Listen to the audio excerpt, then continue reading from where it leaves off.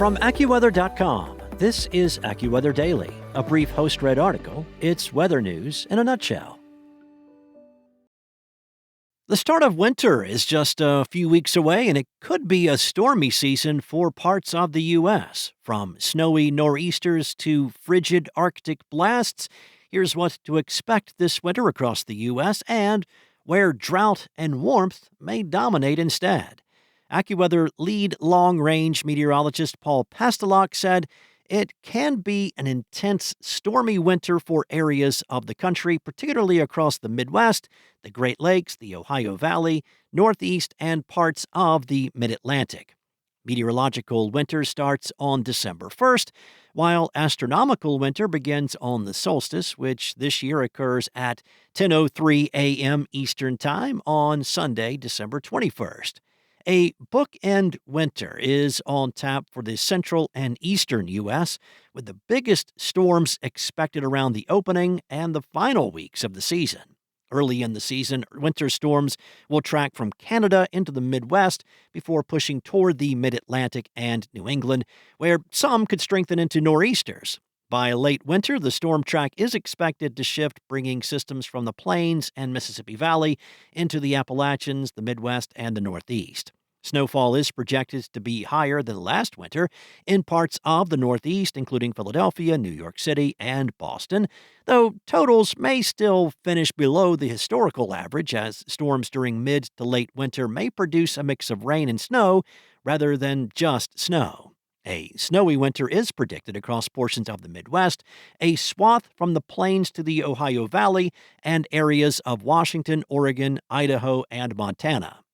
December could be especially active around the Great Lakes, where blasts of cold air will fuel heavy lake-effect snow. Buffalo is forecast to receive 90 to 100 inches of snow, close to its historical average, and more than the 77 inches measured last year.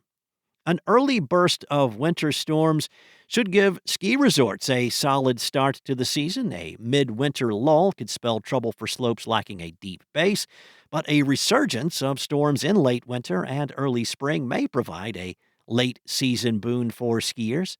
Energy bills could run high as residents in more than a dozen states across the Plains and Midwest will need to turn up the heat during what is likely to be a cold winter. Cold will take hold early in December before easing in January, when a brief thaw is likely. With the absence of an Arctic dry air mass, there may be more opportunities for snow. By February, winter is forecast to return in force, with frigid air expanding across the central and eastern U.S. Farther south, cold air intrusions will be less frequent and less intense. Pastelok said the Gulf Coast and parts of the southeast should run above historical averages on temperatures and below on precipitation. However, Pastelok added that warm water in the Gulf could fuel severe thunderstorms, meaning rain that does fall could be accompanied by potentially dangerous storms. Now, this includes the risk of damaging winds, lightning, and tornadoes. Despite the overall warmth, a major blast of Arctic air remains possible in the south. A pattern shift around late January or early February could open the door for significant cold air to sweep into Texas and the Gulf Coast. This will also raise the risk of snow and ice. This same time frame has the highest potential for the polar vortex to shift south, unleashing some of the coldest air of the season across North America. That's according to research by AccuWeather's team of long-range forecasters. Winter across the West Coast and the Rocky Mountains will be directly linked to a marine heat wave that has water temperatures running much higher than normal across the northern Pacific. Pastelok said that these waters off the West Coast and extending farther out are very, very important going into our winter forecast this year. He added that there have not been many winter seasons in recent decades that have had a similar setup across such a vast area of the ocean. If sea surface temperatures remain above normal just off the West Coast for much of the winter season, temperature departures can be even higher and precipitation much lower. The warm, dry pattern will be the most pronounced across California and the Southwest, where worsening drought and the risk of out-of-season wildfires are expected. In December, some storms will reach the Northwest and Northern Rockies, helping to build snowpack in the Cascades, the Rockies, and parts of the Northern Sierra. However, the number of atmospheric rivers is projected to be lower than last winter.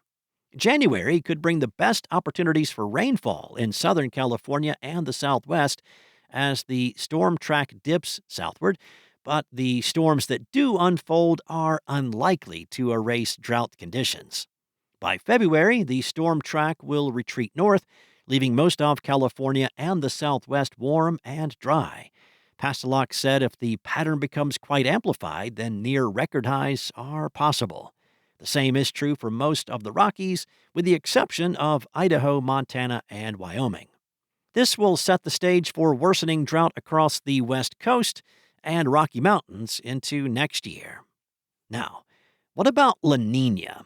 Well, typically, one of the biggest factors that AccuWeather's team of long-range forecasters considers when creating the U.S. winter forecast is whether there will be a La Nina or an El Nino in the Pacific. These are regular, large-scale climate phenomena that can influence weather patterns across North America, especially during the winter months. La Nina occurs when the water near the equator in the Pacific is cooler than the long-term average for at least 3 months. Now, this is the opposite of El Nino, when water in this region is warmer, and both can shape the way storms track across North America.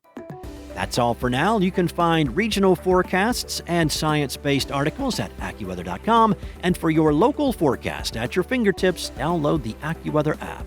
Enjoy the rest of your day. Be safe. I'll be back tomorrow with more from AccuWeather.